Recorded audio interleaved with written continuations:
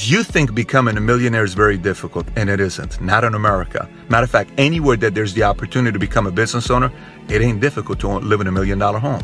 Look, the biggest difference between somebody who lives in $1 million home and somebody that doesn't is they don't think it's a big deal to live in $1 million home. And the rest think it's a big deal. Let me explain to what I mean by this. I was in Bakersfield yesterday, 2 days. I was in Bakersfield. I was having a conversation, and somebody started, but you know, inside my life, Pat, my father was an alcoholic.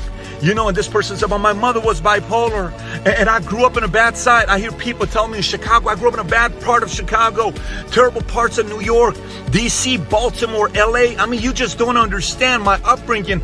I was diagnosed with ADHD when I was in my mother's womb, but you don't know my story.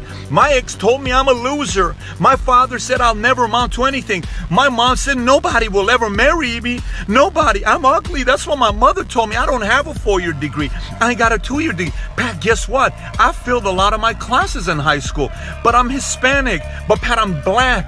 I'm Middle Eastern. I'm white. All of those things you tell yourself, they're all excuses. And if you buy them, you're right. And the rest who live in those $1 million homes, they stop buying those excuses that they themselves try to sell themselves, and other people in their lives try to sell them. Look, your parents ain't perfect. Your ex ain't perfect. Your friends ain't perfect. Ain't nobody perfect. They're upset and they told you something. That doesn't make it 100% accurate. If you believe it, they're right. This is my challenge to you. Stop making the big seem so big where it's so difficult. Millions of people live in $1 million homes. Millions and millions of people run successful businesses. So can